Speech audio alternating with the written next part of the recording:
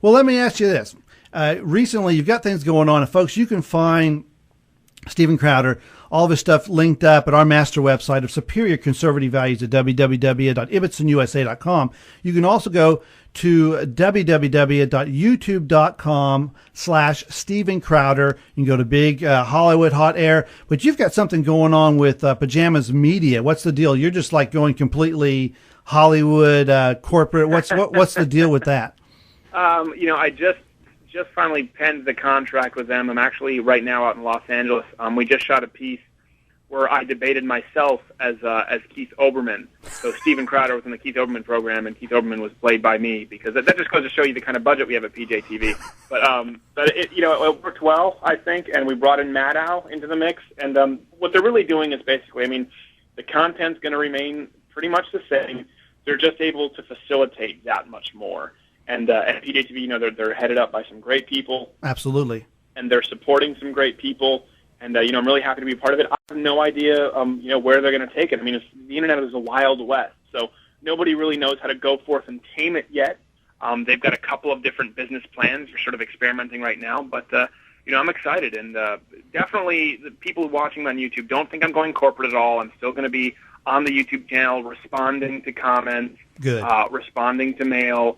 And just to see the PJTV logo, it doesn't mean there's anything that's changed. All it means is that they're able to up the production value that much more, and they're good at it. Well, and that's a good thing, because obviously you've got the creative flair. You've got, I've watched your videos. I've watched them here in the studio, here in the radio station, at home. I've had my wife ask me what's the matter with me. My ears get red and I start rolling around. So you've got this creative flair going on, and then if you're able to add extra technical stuff from people like Pajamas Media, then it's just a good thing. It's just going to enhance what you're doing. Yeah, I really hope so. That's what I'm aiming for. So. Well, that's great. Well, listen, we want to thank you very much for your time. I appreciate all the stuff you got going on. Let me ask you though, what is your end goal? Where would you like to be, like in 10 years from now? Do you have plans that far? Do you think that far ahead? Or, what are your aspirations? Oh, man, that's a tough question. I've been acting, like I said, I'm doing stand-up for a long time, so had you asked me this 2 years ago, it would have been, definitely to probably have an Academy Award or something. And then as you grow up, you realize that actual award is of no value anymore, and the sort of inside boys club that Hollywood is, and what a really filthy, vile industry it is, just as far as the liberalism. And that's sort of discouraging. I still would love to be a part of that as far as, really sharpening and honing my craft. But, I want to be part of the bigger picture now. I definitely want to advance conservatism, the principles of it, to the younger generation as best as possible, and be at the front lines and just be the best at what I do as I can be. That's really kind of the ultimate goal. And, now, did you say you broadcast from Kansas State University? That's right. Well, you guys should, if there are that many people out there sending you these letters, you should bring me out there. I tour all the time. I'd love to stop by and do a show for Kansas State. Well, we'd love to have you. I tell you what, we have a lot of interest, and of course, people love the conservative politics out here, and I think it's great. I think it's great what you're doing. I think it's great you took a decision. I watched your videos of you doing stuff at the Improv, and I could tell right now, if you wanted to be a liberal comedian, you could prosper. You would do well. You would make money, and a lot of doors in Hollywood, automatically would open. So when you make a conscious decision that you want to be funny, but you also want to champion conservative values, that's a big decision. It's not something the person takes lightly, because I believe that from what I've talked to talking to Paul Shanklin, I'm talking to American Carol people in Hollywood that are doing some of the similar things you're doing, is that you have some barriers placed in front of you when you want to go that direction.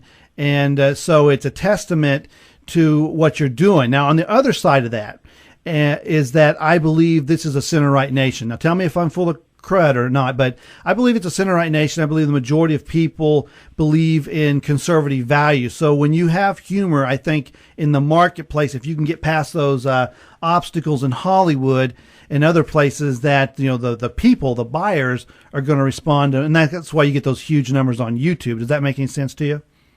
Yeah, absolutely. I definitely do think it's a center-right nation, and I agree with Meghan McCain in that we need to use the online medium, new mediums and online content to reach more people than we have been, I disagree with her that we need to change the message. I think the message resonates with most Americans. I just think we need to do a better job of getting it out there and packaging it. Oh, absolutely. Absolutely. You know, people are drawn to comedy. People are drawn to things that make them laugh. And even when you're going to deal with contentious issues like abortion, and by the way, I was going to pass on for you to pass on to Crazy Pete that since the bullets have been flying down here in Kansas and Tiller just got clipped, he may get some additional business his way.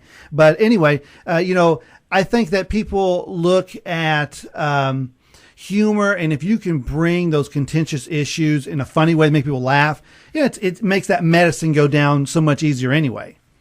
Absolutely. Yeah, comedy is really the medium to deliver the message. Absolutely. Absolutely. Well, listen, I want to thank you so much for coming on the program. We ran the audio of your Day of Prayer skit that you did here, and people really enjoyed it. They really thought it was creative.